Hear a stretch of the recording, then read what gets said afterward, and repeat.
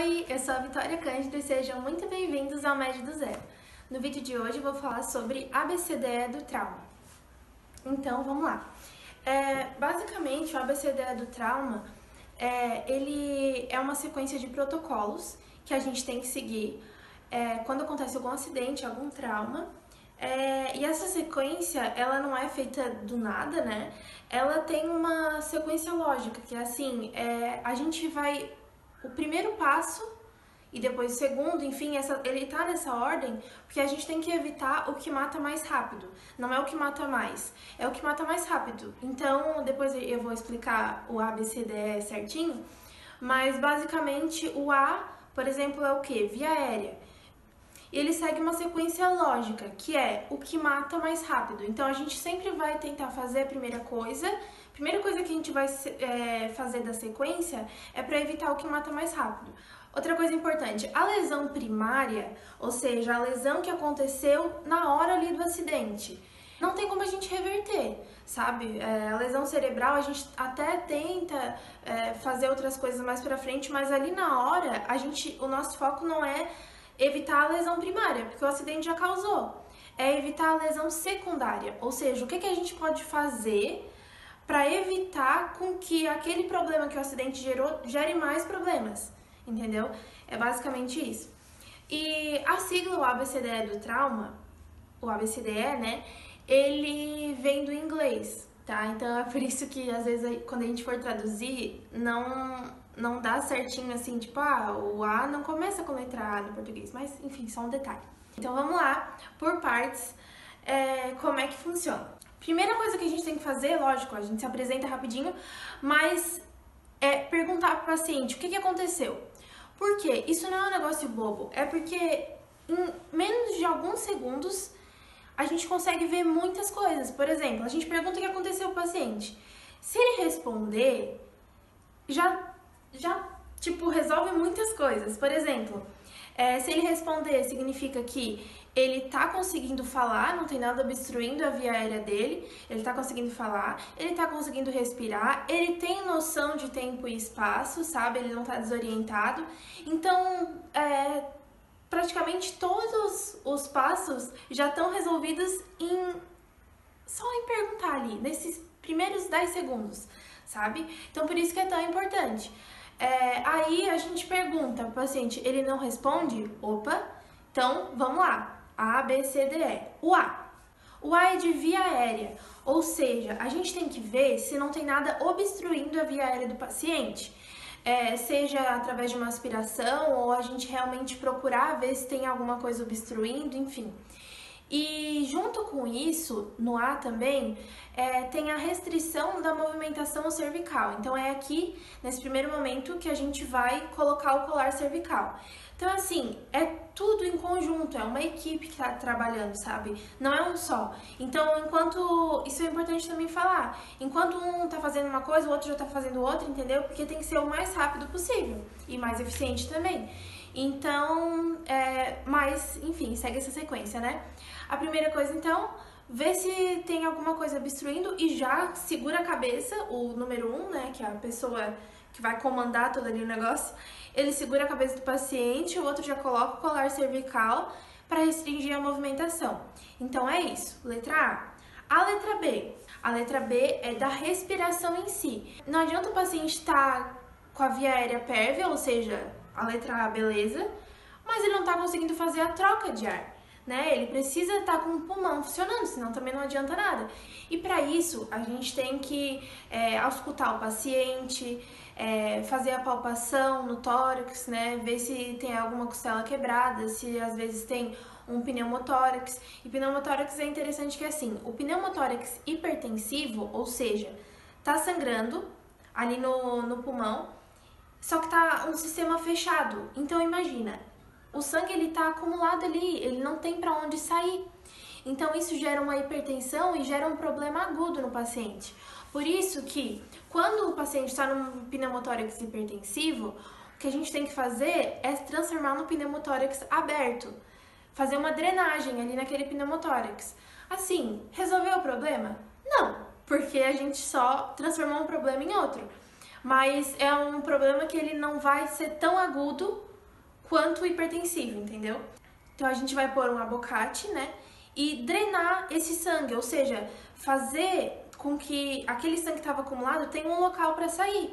E assim, aquele lado ali do pulmão, ele não vai conseguir mais funcionar direito, porque não vai ter a pressão negativa, enfim, para fazer o paciente inspirar e expirar. Mas, pelo menos, não vai ser um problema agudo, sabe? É alguma coisa que a gente pode resolver depois. Então, a respiração, é isso. A gente também tem a percussão para fazer. Nos livros falam assim que às vezes não é tão bom, porque imagina, tu conseguir ouvir a percussão. Mas eu acho que, acredito que na prática, pelo que os professores falam, às vezes é feito realmente, né? Para ver tipo de pneumotórax, enfim. E às vezes até é necessário dar oxigênio para o paciente ou com o ambu ficar ventilando. Enfim, aí são as particularidades, né? A gente já viu então o A e o B. Agora o C. O C é da circulação. Então, é basicamente assim, a gente tem que ver como é que tá o volume de sangue, ou seja, o débito cardíaco do paciente e o sangramento. Então, assim, a gente vai estancar o sangue do paciente porque assim, o sangramento, a hemorragia, ela pode ser externa ou interna, né? Então, quando é externa, a gente vê ali, tá saindo sangue. A primeira coisa que a gente faz é estancar, com compressão mesmo do local. Se isso não resolver, aí tem o torniquete, né? O torniquete, ele é uma saída, mas assim, ele não pode ficar por muito tempo, pode ficar cerca de 150 minutos. E aí depois que passou esse tempo, a gente tira o torniquete para a circulação conseguir passar, porque assim, o torniquete a gente não faz só onde tá lá sangrando, a gente faz um pouquinho acima. E aí acaba esquemiando o tecido que fica após o torniquete, né? Então por isso que passou 150 minutos tem que tirar, aí deixar circular mais um pouquinho e depois tu põe de novo, tá? Então, isso é quando o sangramento é externo, quando a gente tá vendo.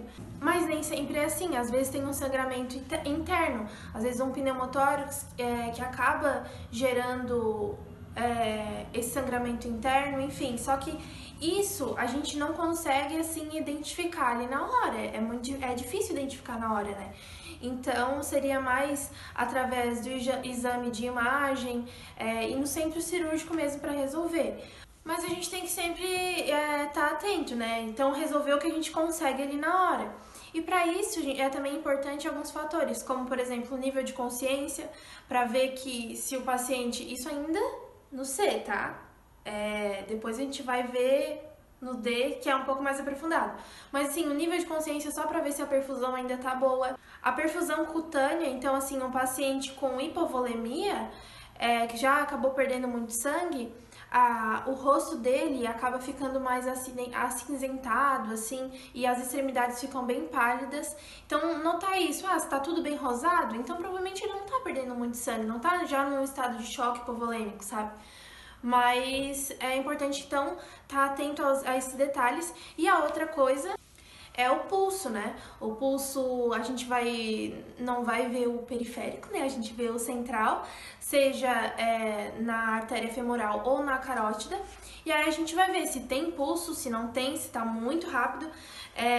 Se estiver muito rápido, a gente já consegue ver que lembrando um pouquinho lá da fisiologia, que o coração tá tentando compensar a perda de sangue, entendeu? Tá tentando bombear mais rápido para compensar a perda de sangue que teve. Então, ficar atento a esses detalhes também. Aqui também entra a parte da reposição volêmica, né? Então, com acesso, com 2 catéteres venosos periféricos de grande calibre, né? Pra gente conseguir infundir no paciente e reverter esse quadro de hipovolemia, enfim, que o paciente tá. Essa perda de sangue, né? O ATLS ele até traz pra gente tentar inicialmente com cristalóides e aí se não reverter com cristalóides, aí faz a transfusão sanguínea realmente, né? E lembrar que depois a gente vai reforçar um pouquinho lá no último tópico, mas lembrar sempre que esses cristalóides ou essa reposição volêmica, ela tem que sempre estar numa temperatura adequada, né? Que é um pouquinho mais elevada, para o paciente não ter hipotermia. Aí tá, depois visto isso, tem a letra D. A letra D vai estar relacionada à avaliação neurológica. Então aqui vai estar relacionado à escala de coma de Glasgow, que a gente vai fazer. E a gente tem que saber assim, o nível de consciência do paciente, ele pode estar reduzido, como a gente viu anteriormente, por redução do sangue mesmo, né, do fluxo sanguíneo, mas também pode estar reduzido por alguma lesão neuronal mesmo, né? E também uma coisa interessante de falar é que às vezes a redução da consciência, a redução do nível de consciência do paciente está relacionado com hipoglicemia ou até às vezes o álcool, né, pode fazer isso, mas a gente não é Deus para saber se é do álcool ou é de alguma lesão ou é redução do fluxo. Então, antes da gente poder falar, ah, não, era do álcool ou não é hipoglicemia, a gente tem que tratar como sendo uma lesão no sistema nervoso central. A gente não pode descartar isso, tá? Então, e aí depois, lógico, pra tratar realmente o problema, aí é com o neurocirurgião, depois tudo é mais pra frente, mas assim, a gente tá focando agora na hora ali do acidente, né? E por último é o E. O E é de exposição. Por que isso é importante? Para expor o tórax, o abdômen do paciente e a gente conseguir realmente visualizar, inspecionar, ver como é que tá. E para isso, com uma tesoura, a gente vai cortar a roupa do paciente para expor realmente. Não importa se é roupa cara, barata, não importa. A gente tem que fazer isso. E aí, depois de feito isso, a gente vem com cobertor para aquecer o paciente e evitar a hipotermia.